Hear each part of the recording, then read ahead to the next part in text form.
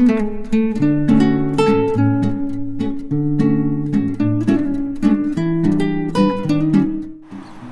Friends, welcome back to my channel Kanwal study channel. आज हम class 9th की NCERT geography की बुक से चैप्टर 3 के आगे बचे हुए पार्ट को देखने जा रहे हैं। आज हमारा टॉपिक है हिमालय की नदियाँ। ठीक है, इसके पहले हमने अपवाह तंत्र को देखा है, हिमालय से आने वाली नदियों और प्रायद्वीप से आने वाली नदियों के बीच के डिफरेंस को देखा है। तो आज हम हिमालय से आने वाली नदियों को देखने जा रहे हैं। इसमें सिंधु नदी, गंगा नदी और ब्रह्मपुत्र नदी, ये मुख्य नदियां हैं। ठीक है, ये लंबी हैं तीनों, और इन्हीं में आके और छोटी छोटी नदियां अपने जल को गिराएंगी। तो ये मेन नदियां हैं, इन्हीं के बारे में हम आज देखने जा रहे हैं। ठीक है, तो सबसे पहले हम देखते हैं सिंधु नदी तंत्र को। सिंधु नदी जो है वो अपना मानसरोवर झील के निकट तिब्बत में इसका उद्गम स्थल है। ये कहाँ से निकलती है सिंधु नदी? तो मानसरोवर झील जो है वो तिब्बत में है, वहाँ से ये अपना स्टार्ट होती है। उस झील से ही अपने पानी को लेती है और आगे की तरफ बढ़ती है, और फिर पश्चिम की ओर बहती हुई ये कहाँ प्रवेश करती है? लद्दाख में प्रवेश करती है, भारत के लद्दाख में प्रवेश करती है। और यहाँ पर ये बहुत सुंदर सा एक गार्ज का निर्माण भी करती है। और इसकी सहायक नदियों में जास्कर, नुब्रा, श्योक और हुंजा। ठीक है, जास्कर, नुब्रा, श्योक और हुंजा हैं। इसका ट्रिक है जश्न, जास्कर, श्योक और नुब्रा। जश्न हो गया, जश्न है। ठीक है, हुंजा, जास्कर, नुब्रा, श्योक, हुंजा मतलब जश्न है। ये इसका ट्रिक है।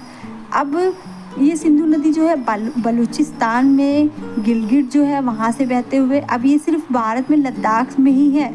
फिर इसके बाद ये चली जाती है बलूचिस्तान में गिलगिट के पास बहते हुए, अटक में पर्वतीय क्षेत्र से बाहर निकलती है। ये पाकिस्तान मतलब बलूचिस्तान से पाकिस्तान की तरफ आएगी नदी। फिर सतलज, व्यास, रावी, चेनाब, झेलम आपस में मिलकर पाकिस्तान में मिठान कोट के पास सिंधु नदी में मिल जाती हैं।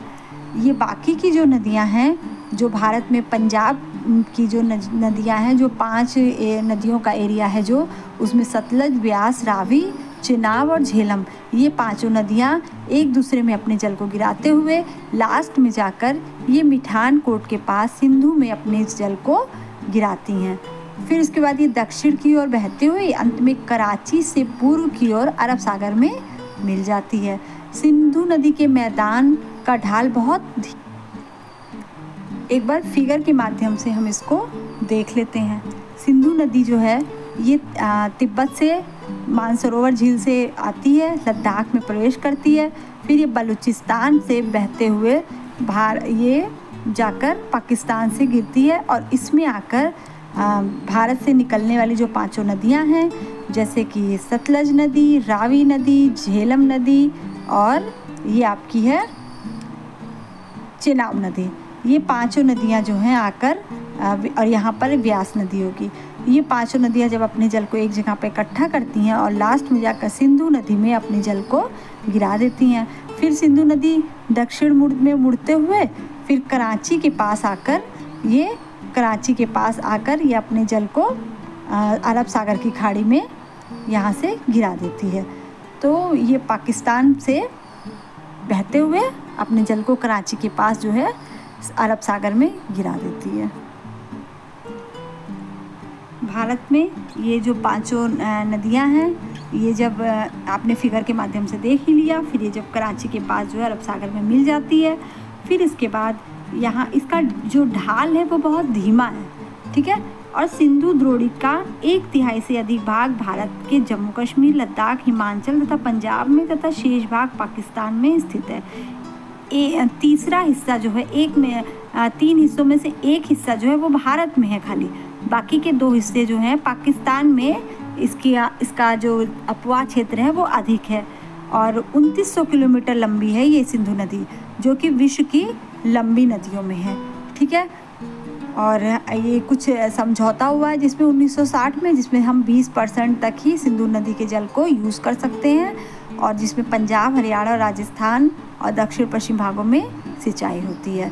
अब नेक्स्ट वीडियो में हम गंगा नदी तंत्र को देखेंगे। Thank you everyone. अगर आपको मेरा चैनल अच्छा लगा हो तो प्लीज़ लाइक करिएगा, सब्सक्राइब करिएगा और शेयर करिएगा मेरे वीडियो को। Thank you, good bye.